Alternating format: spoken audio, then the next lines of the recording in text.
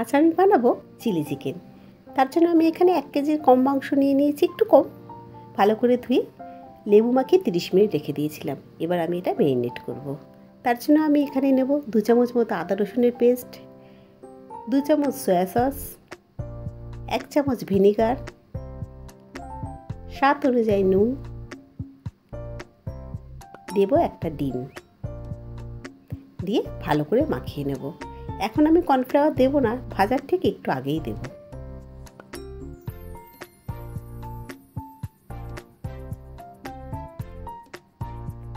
তো ভালো করে মাখানো হয়ে গেছে।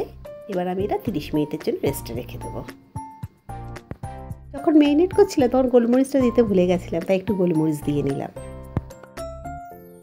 30 মিনিট রেস্ট হয়ে গেছে। এবার আমি এতে দেবো কর্নফ্লাওয়ার আর দেবো 1 চামচ কাশ্মীরি লঙ্কার গুঁড়ো। তো কাশ্মীরি লঙ্কার গুঁড়োটা আপনারা চাইলে নাও দিতে পারেন, আমি একটু কালারের জন্য দেবো যাতে রঙটা খুব ভালো হয়। আর এখানে 4 চামচ কর্নফ্লাওয়ার দেবো। আপনারা যেরকম মাংস নেবেন সেরকম দেবে, দিয়ে ভালো করে মেখে ভেজে নেব। ভালো করে মাখানো হয়ে গেছে। এই সময় অবশ্যই নুনটা দেখে নেবেন, আমার একটু নুন কম লাগছিল তাই দিয়েছি। সোজাসুজি এবার চলে যাব রান্নাঘরে। প্রথমে গ্যাসে একটা কড়া বসিয়ে দিয়েছি, গ্যাস অন করে দিয়েছি, দিয়ে দিলাম খানিকটা তেল। তেলটা গরম হয়ে গেলে দিয়ে দেবো চিকেনগুলো। চিকেনগুলো লাল করে ভেজে নেব।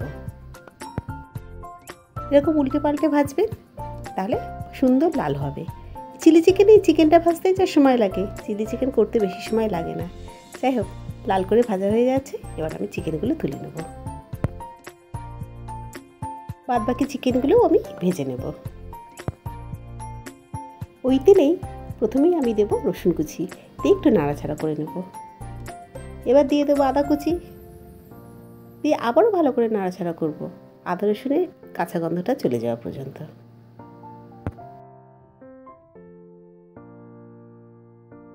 আদা রসুন ভালো করে ভাজা হয়ে গেছে। এবার আমি এতে চৌকো করে কেটে রাখা 4টে পেঁয়াজ আর 6টা কাঁচা লঙ্কা কুচি দিয়ে হালকা করে নাড়াচাড়া করব, জাস্ট পেঁয়াজের কালারটা একটু চেঞ্জ হওয়া পর্যন্ত।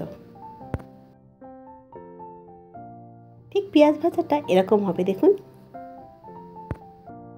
এবার আমি এতে ক্যাপসিকাম দেব, দিয়ে পেঁয়াজের সাথে ভালো করে নাড়াচাড়া করব। দেখেছেন তো, ক্যাপসিকামটা কিন্তু আমি চৌকো করে কেটেছি, পেঁয়াজটা চৌকো করে কাটা, দেখতেও ভালো লাগবে, তাই জাস্ট হালকা করে একটু নাড়াচাড়া করে নেব।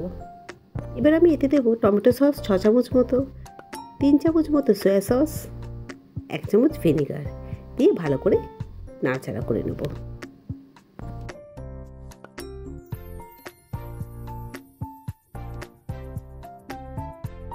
স্বাদ অনুযায়ী নুনটা একটু বুঝে দেবেন, কেন সয়া সস ভিনিগারে নুন থাকে, তাই দেবো মিষ্টি। ভেজে রাখা চিকেনগুলো দিয়ে দেবো, দিয়ে ভালো করে নাড়াচাড়া করে নেব।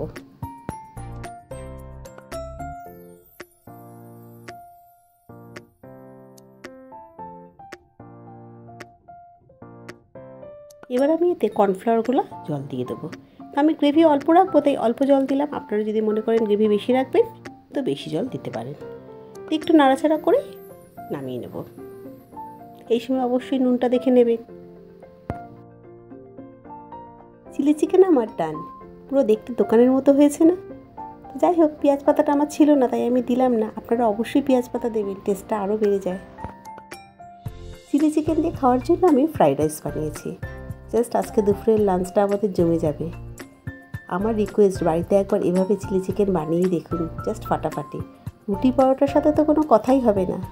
রান্নাটা কেমন লাগলো কমেন্ট করে জানাতে ভুলবেন না। যদি ভালো লাগে তাহলে একটা লাইক করবেন, শেয়ার ফলো করতে ভুলবেন না কিন্তু।